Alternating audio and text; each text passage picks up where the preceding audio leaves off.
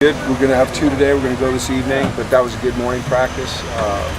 Kind of going a little bit more tempo stuff. It's good to get a bunch of guys back.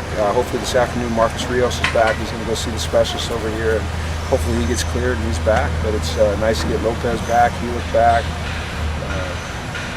whoever else we get back. It's good. Good work. Scott Questenberry. He's back.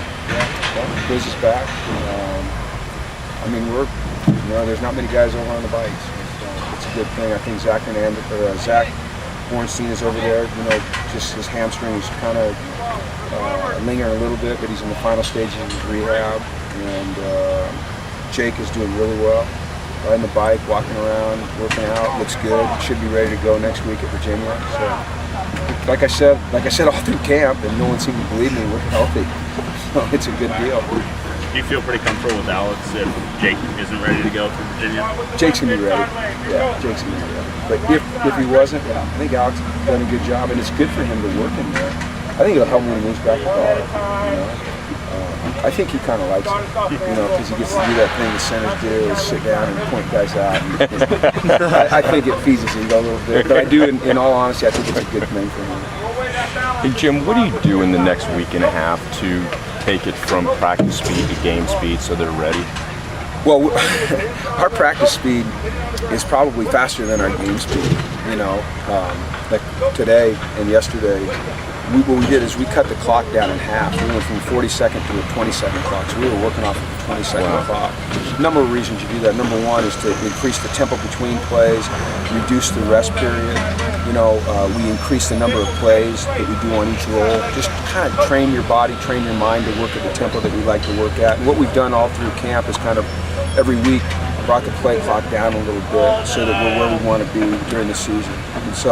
And I'm pretty confident that the way we practice helps us get ready for the season. So on that note, playing a noon game, Virginia time, East Coast. We practice early. You going to keep that next week? Yeah, we were out here at 8 this morning, so that's an hour before kickoff. And so next week, I haven't completely formulated the schedule, but we will start every practice before what kickoff will be on Saturday. And as you guys know, during the season, we practice at 7 a.m. So, I only think those things matter if you start talking about them. So we don't even talk about it. We just go out and do what we do. Are you talking about Virginia right now, or are you still talking about kind of internalizing what you need to be? We're talking a little bit about Virginia, but it's very preliminary. We're watching just a little bit of film when we get done with our film.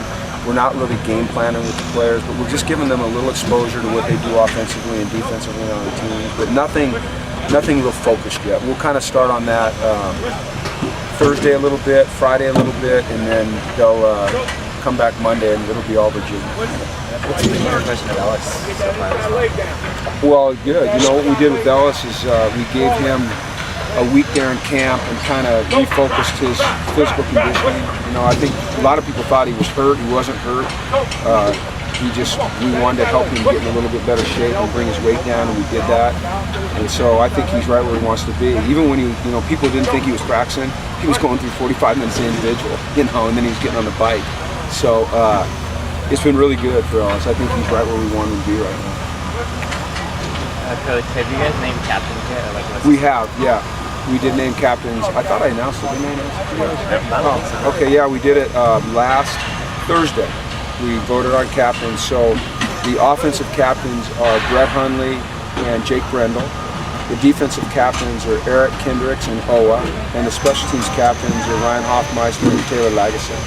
So I think it's a great group of young men representing this team and their teammates. What do you expect from a captain? We kind of have a little captain's creed. I can't recite it verbatim, but we obviously plagiarized it from the military. And really it's just, things like lead to the upper levels of your knowledge and ability. And one that I think is really important is that it says something like, what you demonstrate and what you tolerate in your presence demonstrates your standards. And so it's just things like that. And we expect them to hold people accountable. We expect them to hold themselves to the highest standards at all times and enforce our culture. What did you see in Taylor that made you want to appoint him as a captain? Well, I didn't appoint him. The team voted. Team voted. Team votes. kind of, obviously, Coach Ulrich is a unique guy. What kind of toughness or what kind of aura does he kind of bring to this defense?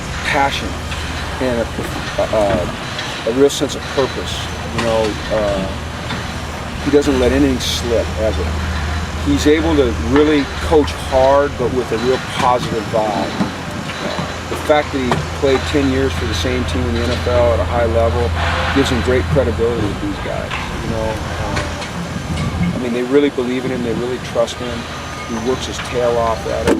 It's that emotion, that passion, that energy that he brings that I think you'll see reflected in the way we play this year.